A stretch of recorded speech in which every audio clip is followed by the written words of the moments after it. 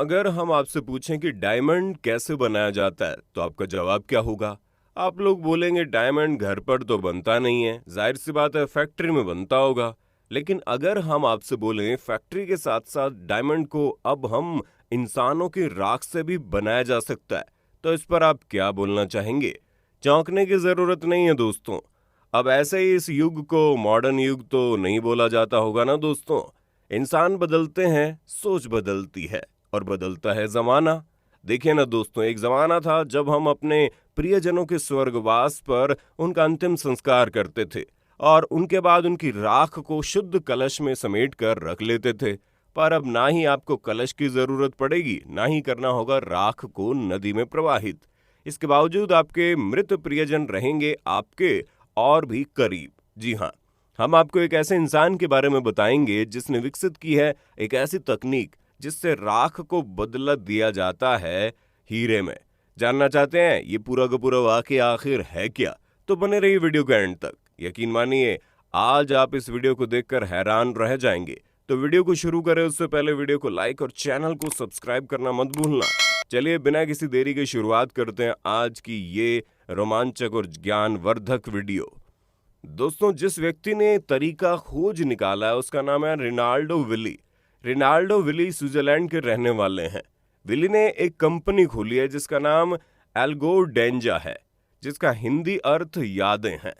शुरुआत में जब इन्होंने इस कंपनी को खोला था तो लोगों ने उनके इस काम के लिए काफी ज्यादा मजाक भी उड़ाया, लेकिन आज देखिए उनके मजाक उड़ाने वाले भी अपना काम कराने के लिए उनके आगे लंबी कतार में खड़े हैं। खैर, आपको रिनाल्डो विली की कंपनी के बारे में बताएं कि ये कंपनी हीरा बनाती है, लेकिन कुछ अलग ढंग से। आप कुछ और सोचें या समझें उससे पहले आपको बता दें ये कंपनी इंसानों की लाश जिन्हें जला दिया जाता है उनकी राख से हीरे बनाती है। जी हाँ दोस्तों, भले ही आपको ये बात अभी हजम नहीं हो रही हो, लेकिन ये बात है 100 आने सच। आपको जानकर हैरानी होगी कि रिनाल्डो विली का बिजनेस काफी अच्छा चल रहा है। लोग अपने करीबियों की राख लेकर रिनाल्डो विली के पास जाते हैं।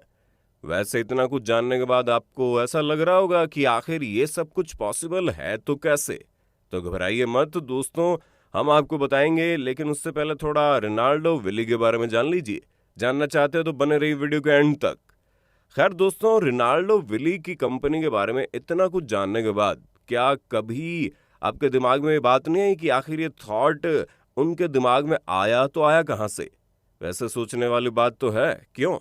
चलिए आपको सबसे पहले ये बताते हैं आखिर उनके दिमाग में ऐसा कुछ आया कहां से। दरअसल ये कहानी है रिनाल्डो विली के बचपन की। विली के स्कूल में उसकी शिक्षिका ने एक लेख पढ़ने को दिया जो सेमीकंडक्टर उद्योग में प्रयोग होने वाले सिंथेटिक हीरे के उत्पादन पर आधारित थी।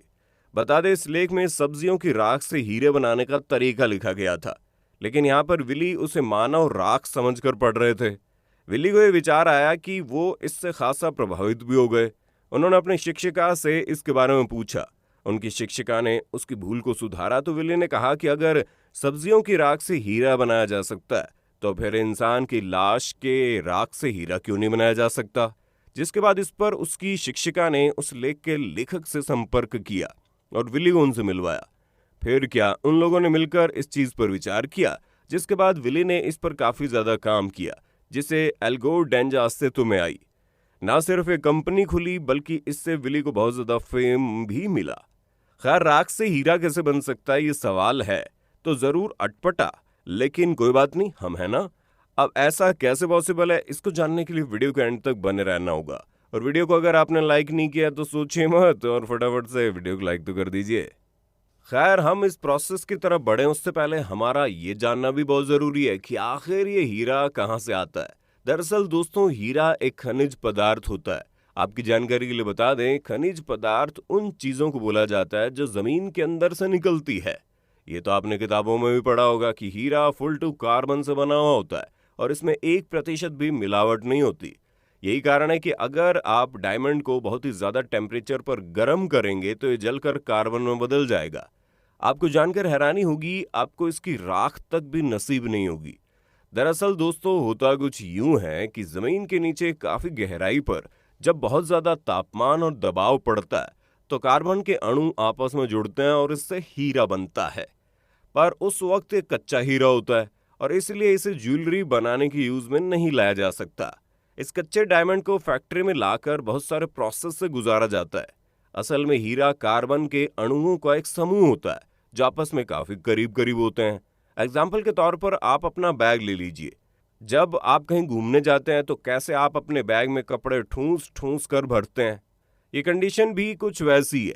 आपकी जानकारी के लिए बता दें, जब कार्बन के अणुओं को बहुत ज्यादा दबाव और तापमान पर ठूस ठूस कर इकट्ठा किया जाता है और तब जाकर बनता है वो हीरा जिसे आप अपने हाथों में या गलों में पहनते हैं। बता दें, मैन्युफैक्चरिंग प्लांट्स में बनाए जाने वाले हीरे के लिए ऐसी कुछ प्रक्रिया का इस्तेमाल किया जाता है। अब आते हैं दोस्तों रिनाल्डो विली पर कि आखिर वो कैसे लाश से हीरे बनाते थे। खैर, अब तक तो आप समझ गए होंगे कि हीरो को बनाने के लिए सबसे जरूरी क्या होता है। बिल्कुल सही दोस्तों, कार्बन से। अब जो बात आप सभी समझ रहे हैं वो बात रिनाल्डो विली अपने बचपन में ही समझ गए थे। रिनाल्डो विली इस बात को समझ गए थे कि डायमंड को बनाने के लिए सिर्फ और सिर्फ कार्बन की जरूरत पड़ती है और वो कार्बन चाहे आपको कहीं से भी मिले, अब वो चाहे लाश ही क्यों ना हो। दोस्तों, आपको जानकर हैरानी होगी कि हम इंसानों के साथ साथ जानवरों के टिश्यूज को भी डायमंड में बदला जा सकता है। अब किसी भी लिविंग ऑर्गेनिज्म मेनली पानी और कार्बन से बने होते हैं। यही कारण है कि लिविंग ऑर्गेनिज्म में हाइड्रोजन, नाइट्रोजन, ऑक्सीजन और कार्बन अच्छी खासी मात्रा में मौजूद होते हैं। आपकी जानकारी के लिए बता दें, किसी भी इंसान को जब जलाया जाता है तो उसकी बॉडी से हाइड्रोजन और ऑक्सीजन निकल जाता है, कुछ बच जाता है तो वो है कार्बन। इतना ही नहीं दोस्तों, शमशान की राख को सबसे पहले इंडस्ट्री में लाकर उसे उसके मूल रूप में लाया जाता है। फिर उन्हें दो सरफेस के बीच हाई टेम्परेचर और हाई प्रेशर में रखा जाता है। इस प्रोसेस के बाद कार्बन छोटे छोटे डायमंड के रूप में सेंट्रलाइज्ड हो जाते हैं। अगर आप इसे ऐसे नहीं समझ पा रहे तो आप मोती का एग्जाम्पल ले लीजिए। आपको पता होगा कैसे शिप के आसपास बालू के बहुत सारे कण जमा होने लगते हैं। बाहर बालू और अंदर मोती अपने आप बन जाते हैं।